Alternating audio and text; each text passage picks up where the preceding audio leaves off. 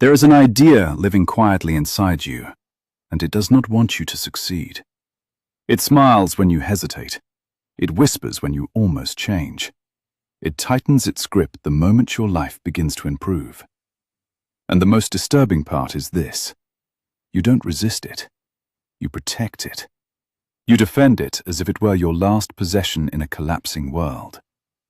Because somewhere, in a place you rarely dare to look, you have mistaken it for yourself.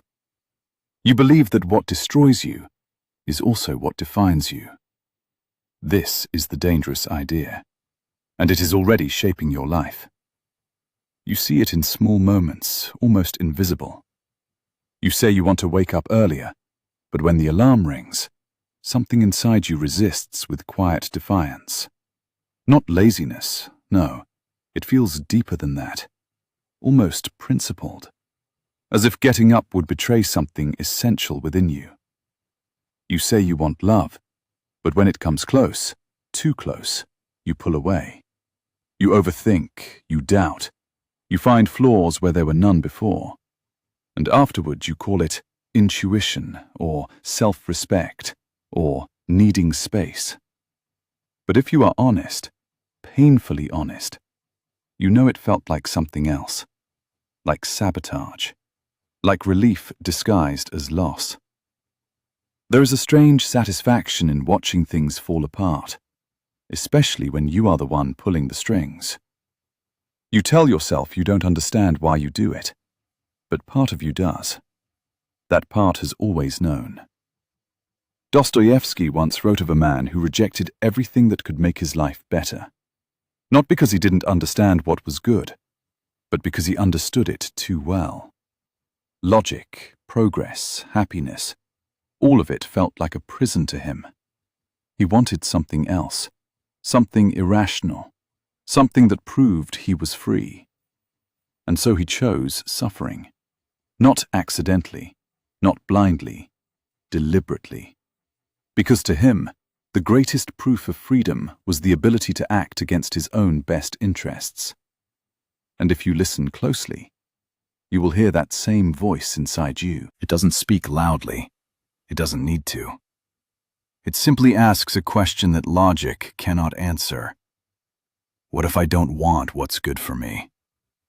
You dismiss it at first. Of course you want what's good for you. Everyone does. That's what you've been taught. That's what makes sense. But then your actions betray you. You procrastinate when the stakes are high. You withdraw when someone genuinely cares. You choose the familiar pain over the uncertain possibility of something better. And suddenly, the question becomes harder to ignore. Because your life begins to look like evidence against your own intentions. You say you want peace, but you create chaos. You say you want connection, but you build distance. You say you want change, but you repeat the same patterns with almost mathematical precision.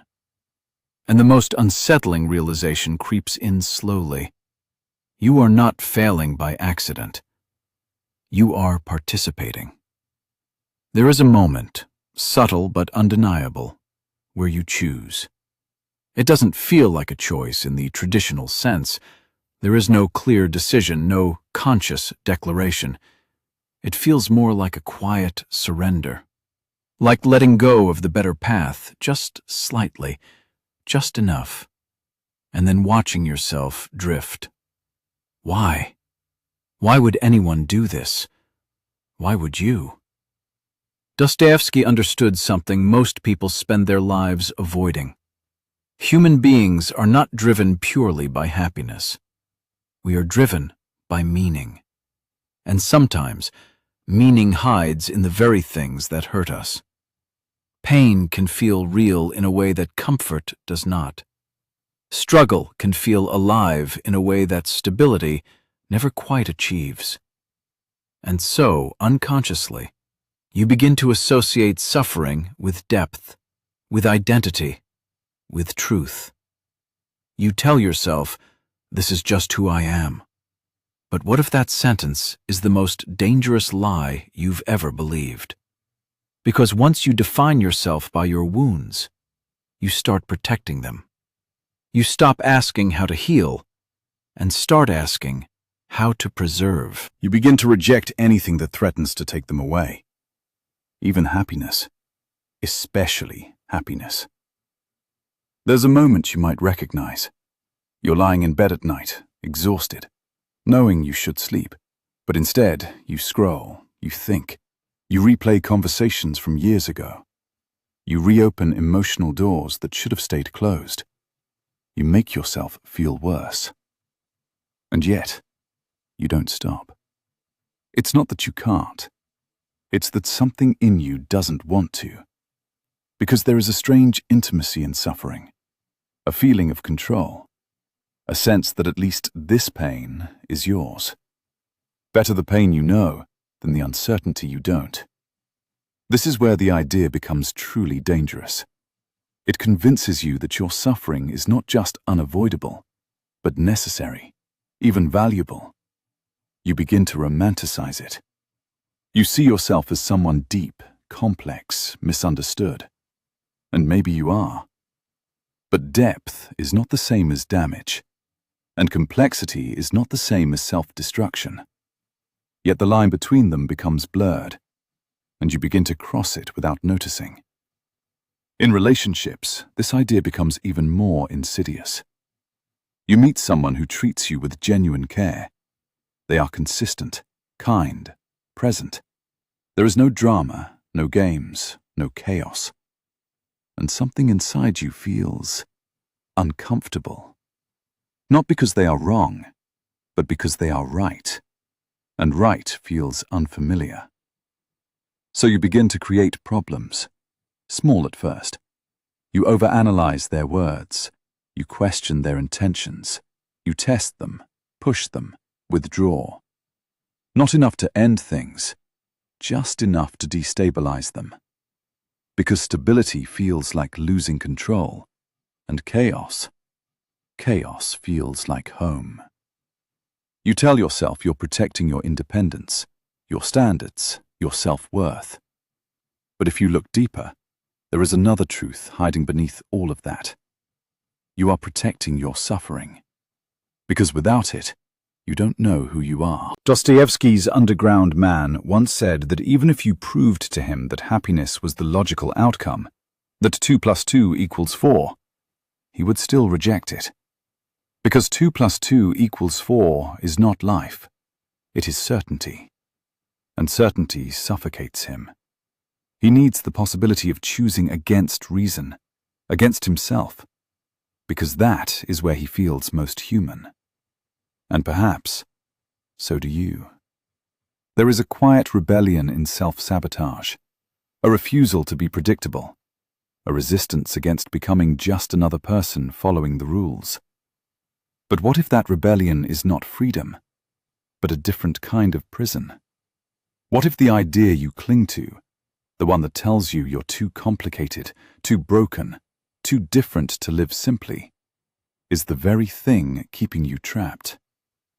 You don't just fear failure, you fear success. Because success would require you to let go of the story you've built about yourself.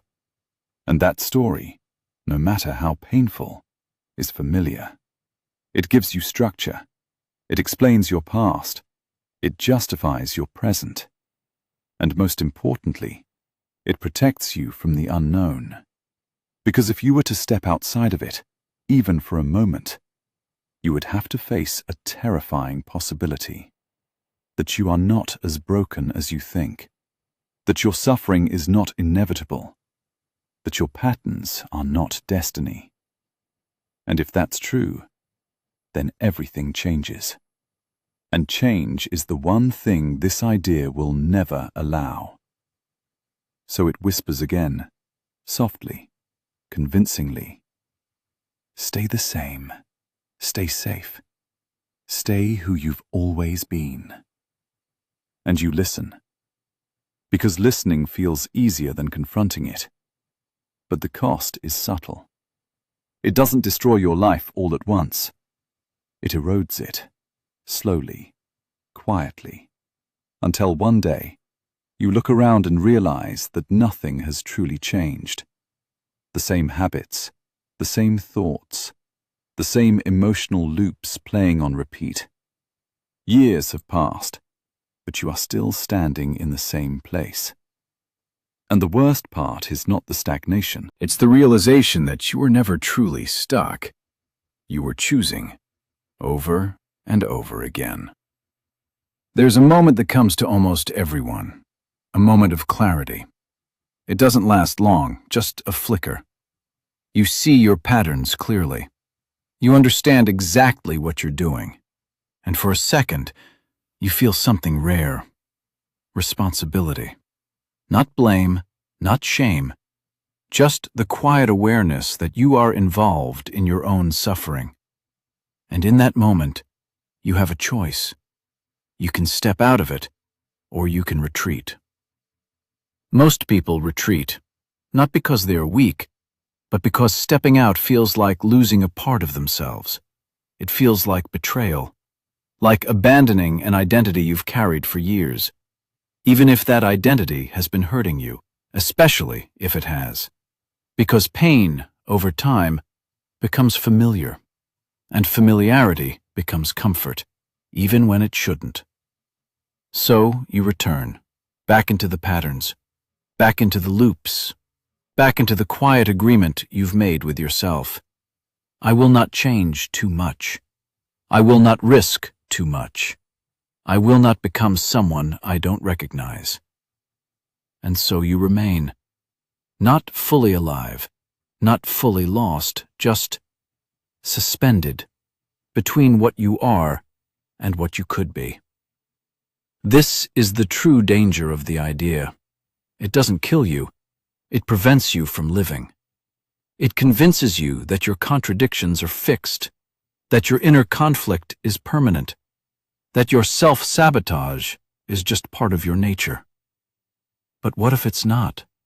What if it's a habit, a pattern, a learned response that feels like identity because you've repeated it so many times? That possibility is both liberating and terrifying. Because if it's true, then you are not a victim of yourself. You are a participant. And participation means responsibility. Responsibility means choice. And choice means you can no longer hide behind the idea. You can no longer say, "This is just how I am." You would have to say something much more difficult. "This is what I've been choosing." And that sentence is almost unbearable, because it strips away every excuse, every justification, every comforting illusion. It leaves you alone with yourself. Not the version you've constructed, but the one underneath, the one who knows, the one who always knew, that you were capable of something else, something better, something quieter, something less dramatic, but more real. And that is where the final tension emerges, because now you stand at the edge of two paths. One is familiar, predictable, comfortably painful. The other is uncertain, unstable, quietly hopeful. But hope can feel more dangerous than despair, because despair asks nothing of you. Hope demands everything. It demands that you let go of the idea, that you release the identity built around your suffering, that you step into a version of yourself that feels foreign and maybe even false at first. Because change doesn't feel authentic, not in the beginning. It feels forced, awkward, like wearing someone else's life. And that discomfort becomes the final test. Will you interpret it as a sign that you're doing something wrong, or as proof that you're finally stepping outside the pattern? Most people choose the first. They retreat again, back into the familiar suffering, because at least there, they know who they are. And so the idea survives. It continues, quietly, patiently, waiting for the next moment of potential change, so it can pull you back. And maybe, as you listen to this, Something in you recognizes it, not as a theory, not as an abstract concept, but as a lived experience, a pattern you've felt, a choice you've made more than once, maybe many times. And maybe, for a moment, you feel that same flicker of clarity, that same uncomfortable awareness, the sense that you are standing at the edge again, between what you are and what you could be. So now the question returns, but it is no longer abstract. It is personal, precise, unavoidable. If the thing destroying your life is also the thing you refuse to let go of, then what exactly are you protecting? And more importantly, why?